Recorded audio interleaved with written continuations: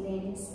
In the previous class, you have learned the introduction of the chapter Body Movements, and you have learned what is locomotion and the movement of the body. Also, you have learned what are bones, what are cartilages, and some little about the skeletal system, right?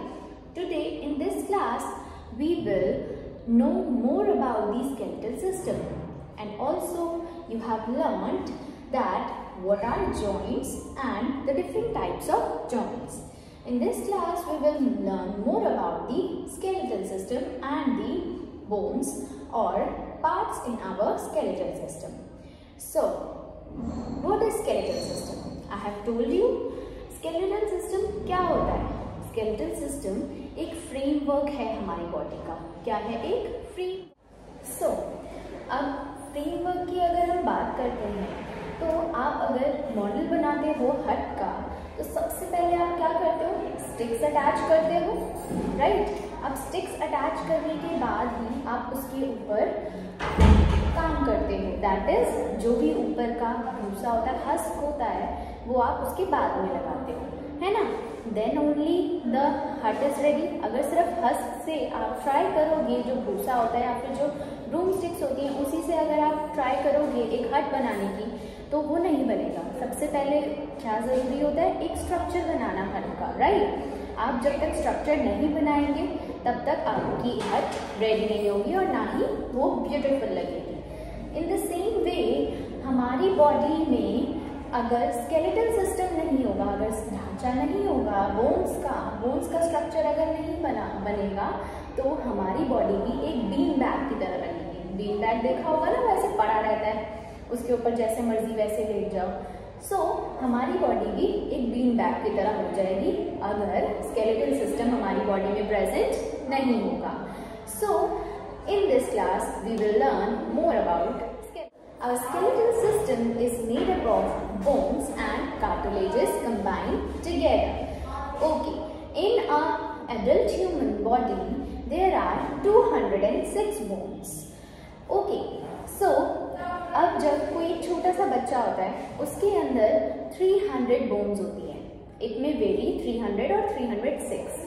So ये जो 300 bones हैं, जैसे ही वो एक बच्चा बड़ा हो जाता है, अडल्ट बन जाता है, तो वो बोन्स 206 हो जाती हैं. What is the reason behind it? So होता क्या है कि जब भी छोटा बच्चा होता है, उसकी बॉडी में कार्टिलेजेस बहुत ज्यादा होते हैं. क्या प्रेजेंट होते हैं ज्यादा नंबर्स में? कार्टिलेजेस. अब वो कार्टिलेजेस जैसे जैसे वो बड़ा होता जाता है, तो वो कार्टिलेजेस एक दूसरे में फ्यूज होते रहते हैं और एक स्टिफ बोन में कन्वर्ट हो जाते हैं. And so that is how the 300 और 306 bones convert into the 206 bones.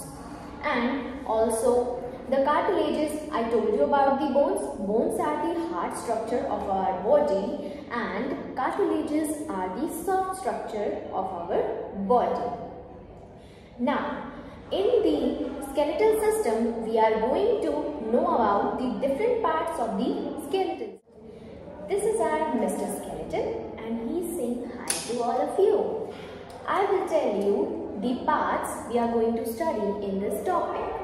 So, in skeletal system, हम पढ़ेंगे सबसे पहले स्कल के बारे में, उसके बाद हम पढ़ेंगे रिब्स के बारे में. रिब्स के बाद ये जो आपको बीच में बोन दिख रही है, that is our breast bone.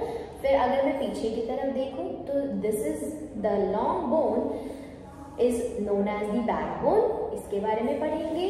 The bones in our hands, the bones in our legs, the pelvic. Next comes the function of the skeletal system. So there are some functions that skeletal system forms in our body.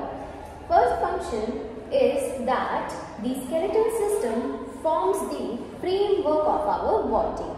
अभी मैंने आपको बताया था कि skeletal system हमारी body का क्या form करता है? एक फ्रेमवर्क फॉर्म करता है, और उसी फ्रेमवर्क की वजह से हमारी बॉडी एक प्रॉपर पोस्चर में, प्रॉपर पोजीशन में रहती है.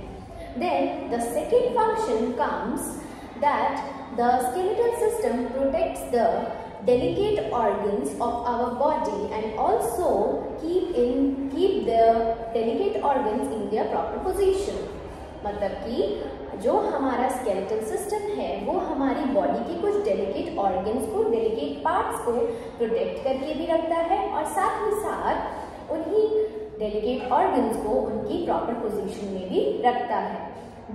अगर मैं बात करूं कौन कौन से डेलिकेट ऑर्गन, तो first of all our lungs, our heart, our brain and the spinal cord.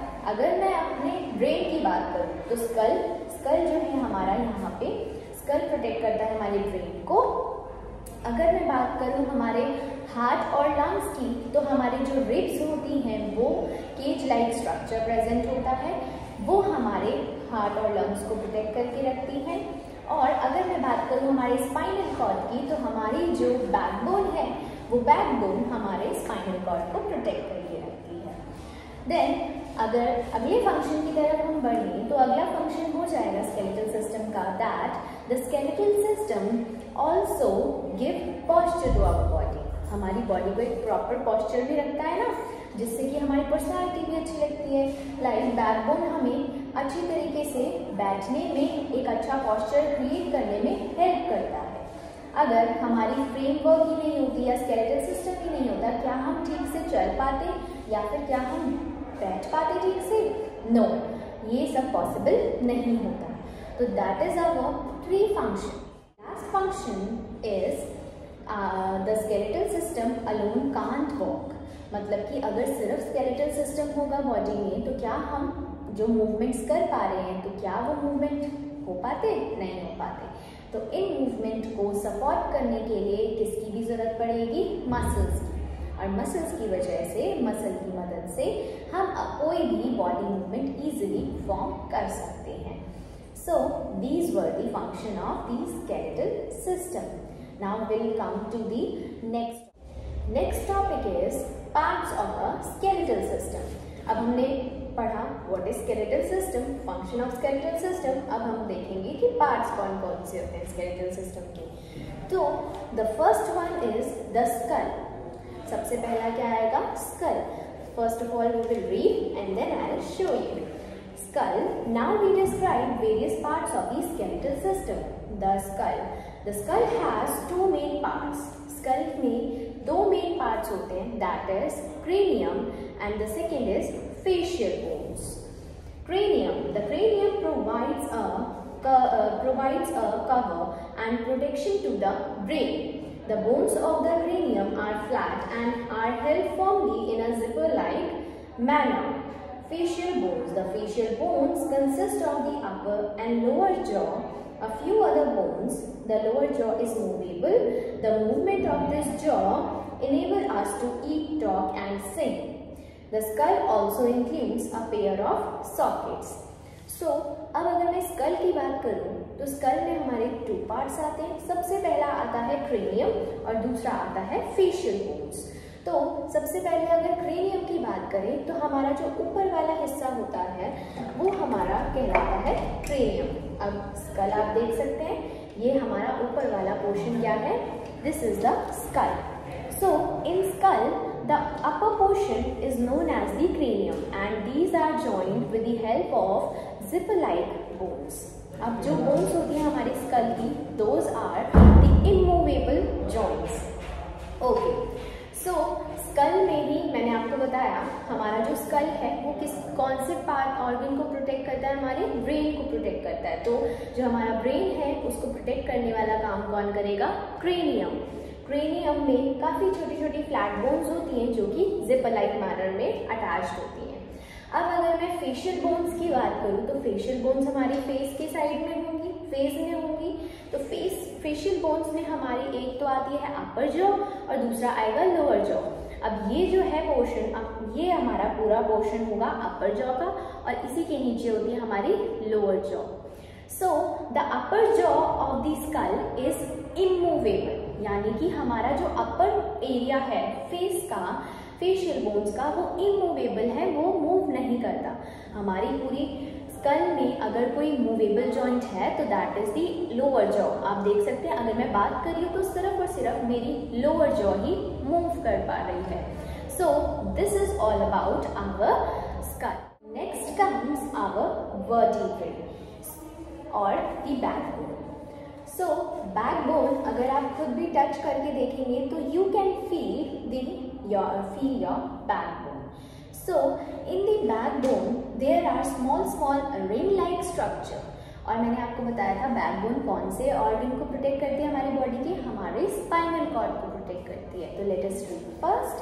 So the backbone or the vertebral column extends from the base of the skull to the hip.